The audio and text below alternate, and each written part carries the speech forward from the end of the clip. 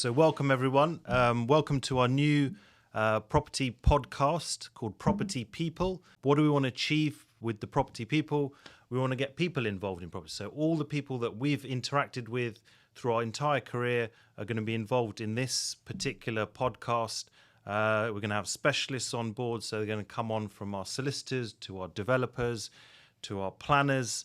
We're going to get them coming onto this podcast. It's about those journeys and those stories and then those anecdotes. And without further ado, I'm going to pass you across to my other two colleagues who form part of Property People, Himanshu and Chan. So let's start with you, Himanshu. Okay, all right.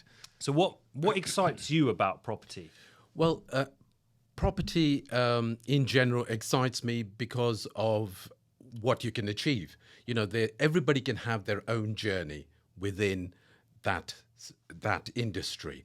So hopefully with this podcast, you'll be able to take a few nuggets of information. If you may be right at the beginning of your journey, you may not even started, or you may be a very experienced individual within property. But we want you to be armed with all the right information, and maybe some of the mistakes that we've made in the past, maybe you can avoid those. You know, just by listening and us sharing, and hopefully that will be a much more enjoyable, fulfilling journey for you in property. So it's basically for everyone of all age ranges, right? Absolutely. Yeah. Property is one of those things. It doesn't matter what generation you come from, your age. It's a hot subject. It has always been a hot subject. There was a saying, what was it, by Warren Buffett, is, you know, people say the best time to invest in property was 20 years ago. He says it's today. Yeah, and it's always been an asset class that's moved.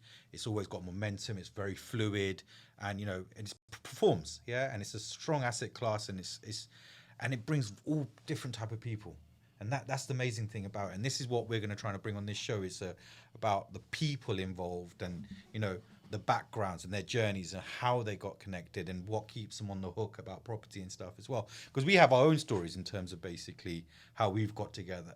And maybe we should talk about how we all got together on this and share our journey and kind of keep people engaged, and we want to create that community.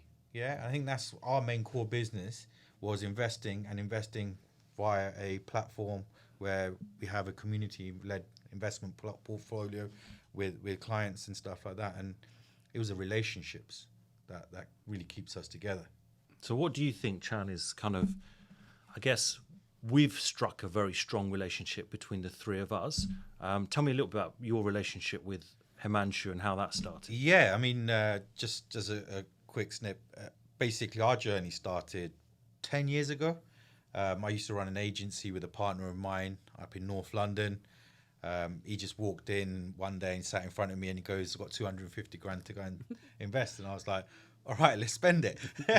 And from there, basically, in a very short period of time, I think a matter of weeks, we ended up doing a transaction together. He was completely engaged, complete trust in myself. He saw me as the expert. He had the cash, showed him the journey in terms of what we were going to go through. And within a month or so, we executed on the purchase. And that really wouldn't have happened without us having something together. Yeah. A relationship. Just that first few minutes when I sat in front of your desk and I looked at you and I said, "Yeah, I need some help." That individual was engaging, and what was coming out of his mouth was the right message. So I felt the connection. Sorry to cut you off. And I think this is where this podcast is going to be different. It's about relationships. People think that basically people can go and do property on their own, but there's so many components and parts to it, and you need the right people to do it. Otherwise, it could be a roller coaster of a journey. And you have your experts, and he came along and said, "I need some advice. What should I do?" And quickly, like I said, we executed, and within a very short period of time, I think the second opportunity I had, which I could have done on my own, actually shared it with him because the relationship So it wasn't even about money or anything. It's just I wanted an opportunity to work further with you and your partner at that time. And you've questioned me on many occasions, like, why did you come back to me? Because I knew you could do this on your own. Why? And I've always said to you, it's like I felt something, yeah.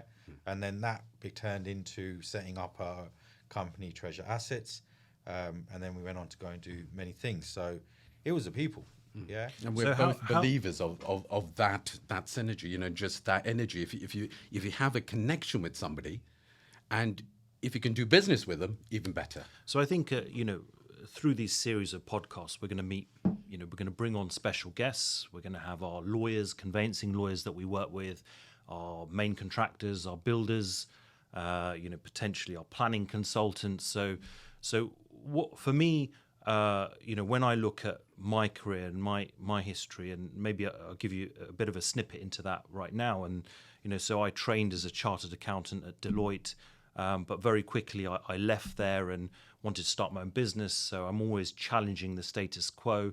I actually started a business in the food sector. Then I worked in sport as CEO of a sports club for 3 years, in sport for 10 years, and then we connected. But through that journey, you talked about very strong relationships. There's always been people that, haven't been so strong and I haven't got on with. And so what are the little pointers in terms of how do you know whether a connection is going to be strong or not? And how do you work out whether it's going to work or not? I'm sure there's people that you've dropped along the way. Talk to me about how you deal with that and how you find out whether someone's good enough. I think it comes through experience. And what we want to do in this show is basically minimize those adverse events that's going to stop you from kind of moving forward.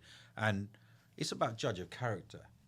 Life experiences will kind of be able to teach you, who you can work with. And there's an element of risk. Life's not meant to be straight up.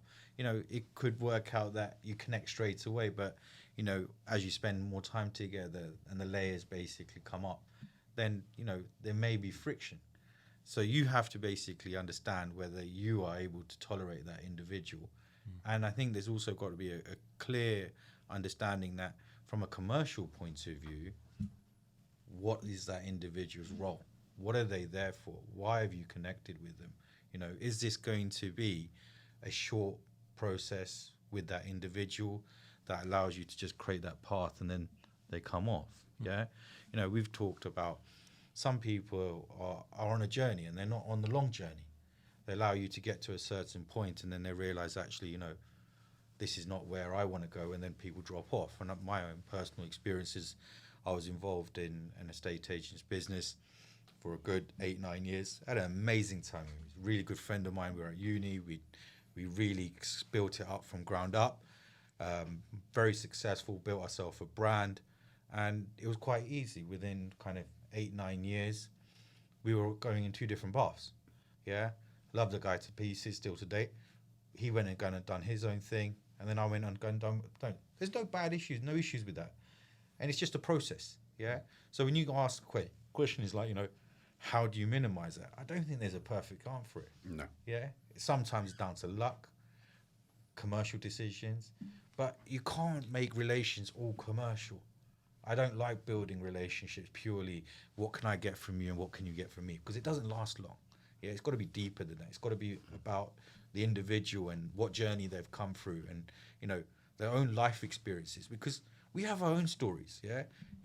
We've got together with whatever journey we've come from, but there's something that brought us together. Yeah. And I think that's the essence of this podcast is to look at the quality of property as an asset, and maybe we'll come back to that, but then the quality of the relationships that you explore through those business connections. Yeah. And some will last and some won't last, but the ones that last then really do create that value and create that value in property. So Himanshu, like why do you, so for me, property is, it's a tangible asset, so you can see it. So, when I speak to my kids and I say, well, I'm doing something in property, it's very easy for me to explain, well, you build something and you it's a home for someone and it has value and you can organize it and create it in a certain way and it and it appreciates in value. So whereas, you know, in the current climate where you've got lots of technological advances and you've got, you know, people making money out of blockchain and NFTs, and these are more difficult to understand. And that's why I think property appeals to a far greater range of people. What is it about property that appeals to you? Well, exactly that. It's a tangible, physical thing you can actually go and see and touch. So it's not like, as you say, other technologies or even buying a share. You know, it's a safe asset class to invest into. And it's understandable by most people. It's not a complicated journey. But it's hard work. You do need to put effort. You have to think with clarity and have the right team around you. You need to know what you're doing. And then you can move forward. And it may start right at the beginning with a small acquisition. You buy something, you learn a lot from them. And that's exactly how I started. Many years ago, I became an accidental landlord where I actually moved out of London as we were acquiring a new family business. And I was advised to sell the flat that I was living in. But I knew that there was other gains there. There was something that I could make a start or something bigger. So I didn't take that advice. And I went and looked for other advice, which was more aligned, where I knew that this asset would grow over time. And that's exactly what happened. From that, I had that first step towards my property journey. Okay.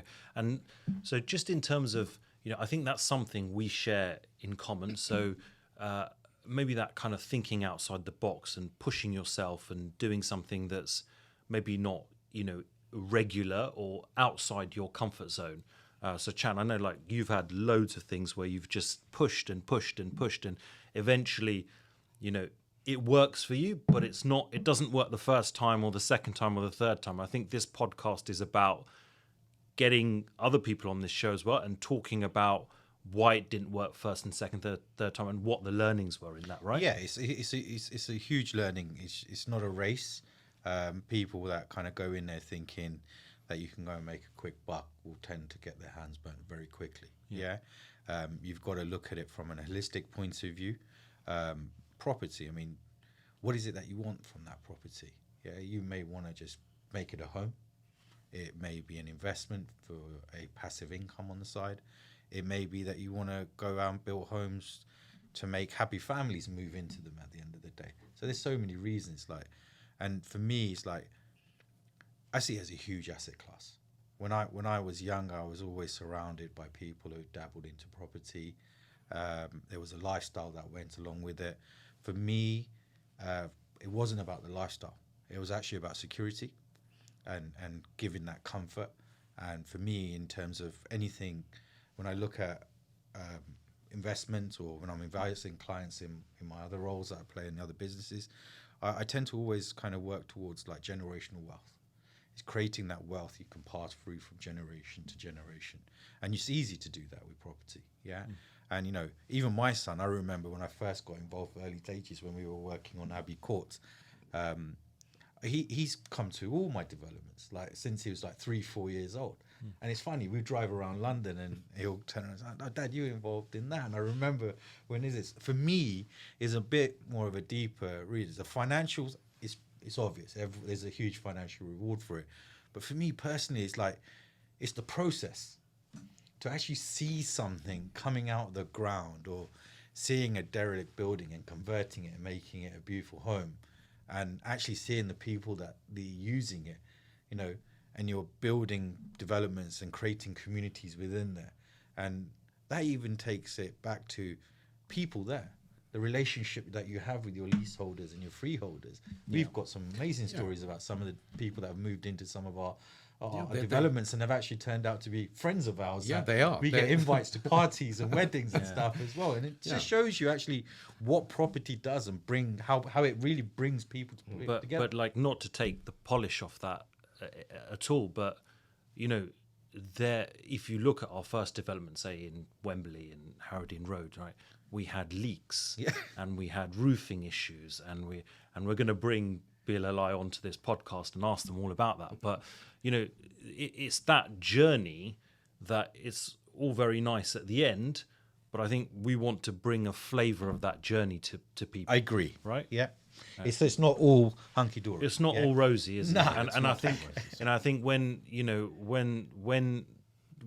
got your back against the wall and those things are happening, that's when I think going back to people, the people in property people, really kind of help you to I guess refocus, to dig yourself out of a hole.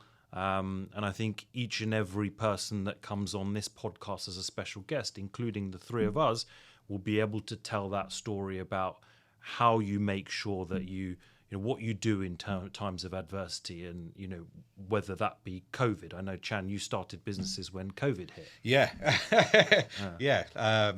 It was dark and lonely. I just moved out and started my own business, and then set up another one within like 3 months of it, and then we had lockdown. But it's about being resilient. I was determined that it weren't going to stop me, and actually during that time it really allowed me to sharpen my tools and really clearly identify the people I needed around me. And that's how Herman came on board and joined me straight quickly. Yeah. And that just kind of gave me that stability, because I knew what qualities he brought, what I needed to do, and then momentum went, and then 18 months you jump on board. Yeah, so I think we started working together at COVID. COVID, so, absolutely. So 3-4 years ago, I'd just come out of a chief exec role at Saracens. I picked up the phone to you. We'd known each other since 10 years old. Let's do something in property. I've got a few buy-to-let properties, but I wanted to do something a bit bigger and explore, because I had lots of construction experience at sort of building a 10,000-seater stadium. And I think that journey started there, and that connection started there. And then Himanshu, you had already worked with. But I think that journey and that connection is important. Yeah. And I think along the way, we've dropped people that we haven't connected with, and we've gained a whole network of people that are fantastic and have the same mindset as us. I think this is our ability to kind of maybe what this show is our ability to reflect on those people and those connections and those journeys, and give the audience or the public a fresh approach and a genuine approach of those, or what those relationships look like. We want to educate on this channel. We want to talk about actually what goes on behind the property scene. Yeah, not just kind of it's a property, we've done it, refurbished it, but actually the people involved, and the various components that go along with it, and how they've been involved, and what their day-to-day life brings in. And want to be educational from a financial point of view, a physical and mental. Yeah, because in the world that we live in at the moment, with depression, mental issues and stuff like that, I think it's important that we bring that and to the forefront in our conversations as well, when we're talking to our people about the goods and the highs and lows, and make it real. We want to keep it real. Yeah, we're not support structure. Yeah. We want to create a community which can actually support you if you are starting this journey from fresh. Even if you're on this journey for a long time, you may be finding it challenging. Well, come and talk to us. We are nice people. We are genuinely approachable, and we're easy to talk to. So we will find solutions for you. So, do talk to us. So Chan, I'm a numbers guy, right? Yeah. So, I'm chartered accountant and whatnot. So what happens when we have to appraise a particular development project, and I come back and I say the return on investment's not right, and do you think with your heart or do you think with your mind? A bit of both, actually. Yeah. I think sometimes in this industry you've got to have that third eye. Yeah. It's enabled about adding value and being able to think outside. I'm dyslexic, yeah. So for me, it's like my third eye. I'm always thinking outside the box, and I can visualize it. I can touch it. You know, Henry will tell you. I'll go through layers, and I'll be able to tell you what that end products. And that's the bit I like. Yeah. So when I walk into What's that, like a sixth sense? yeah, it's like a sixth sense. Yeah. And it's like I walk into a building and I know exactly what's going to happen with that building, and about 90% of the time it tends to work out the way it should do, and then you get involved. So how like Go hand in hand, right? So how did you were you born with that skill, or did you develop it over time? How did it come about? You know what? Just to kind of go over, I had to grow up very early when I was young. Yeah. So by that growing process from a young age, I self-educated myself. Yeah. And, you know, learned new skills. And during that time, just basically kind of took it upon myself to get creative, made a few mistakes at the same time and learned from it. But yeah, I think I've always had it from a young age. You know, I remember like my old man's a builder and I'll be on a site with him and he'll just give me some tools and off I go, and he'll look at me like, how did you know how to do that? Yeah. And I've been able to always kind of be involved in that industry. And from a property aspect point of view, it's like, I think I understand the main components throughout the whole journey. So, you know, from the start, from seeing a site acquisition to pricing up a job, to the design aspect of it, to the finishing details of it, and then all the way to the end, kind of selling it. Yeah. And I've always been involved in that process. But I think it's just one of those skills that you tend to just either have it. It's inert in you, I think. Do you know what I think? My reflection of it is that it comes from taking yourself out of your comfort zone. Agreed. So you talked a little bit about, you know, with your old man or being on site or having to do different challenges, personal, business in life, which means that you're forced to put yourself out of the comfort zone. And what you learn from that is far greater than sitting at your desk and having one job for 20 years. And I think the three of us have that in common. Yeah. And a lot of people that we'll bring onto this podcast also have that in common. Yeah. And I think that's a very common theme that enables you to then, first of all, bond with like-minded people, but also have that sixth sense. Yeah. And be more commercial and, I guess, like, pick winners. Yeah. I think that's an important. I think it's life events. You know, for me, I came from a commercial and retail banking background at Barclays, and then there were life events that took place that had to kind of change direction. I'd had to grow up very quickly. The son that was just born, I took a career break, 18 months to really find out what I wanted from life. So it was a lot of soul seeking and reflection, and then kind of sat there and said, you know, what can give me everything in life to be able to have that stability? And I'm not talking about just success from a financial point of view, but being able to spend some time with my son, to give security, the flexibility, a lifestyle. And then, you know, within 18 months, I ended up in property and finance. So, and it does that. It allows me to provide for my family, gives me time to spend some quality time with the family as well. But at the same time, we have our stresses as well, which they don't see as well. But so it's certain things in life that happen. It makes you make the decisions where you've got to change direction completely and kind of, you've got to be resilient, adaptable that to an you quite environment. resilient, doesn't it? Yeah. What about Himanshu? So, like, when I first started doing this 4 years ago with you guys, and we did our first development project, and you know, there was a lot of, you know, property was like the kind of flashy, make a quick buck. There were the guys on Instagram with the Rolexes and the Rolls Royces and stuff like that. So I know that's not us. Definitely not us. That's not us. But you know, what do you think about those guys? And you know, what are your reflections on, you know, what they do? And they have their method. We have our method. You know, we as a collective, I think we have a holistic approach to the business. We look at everything at all angles. We look at the financials. We look at, you know, if it feels right. If something feels right, then there's a good opportunity for you to explore further. So If the numbers work. yes, but we're definitely not. We're very approachable. I think I said earlier. We're the nice guys. We like to believe we're the nice guys in property, and we're here to help and assist.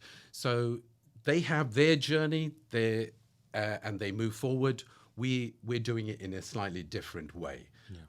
And which is comfortable with all three of us, I think, and that's why I think we're attracting the like-minded people, not just with the professionals, that we need to assist us, but with investors, with landlords who need their properties rented out, because there is an opportunity to help everybody out there, as long as they fit within our structure, basically, and our mindset. Thank you for tuning in with the Property People. Hopefully it's been inspiring, motivational, and allow you to basically connect people in the property industry.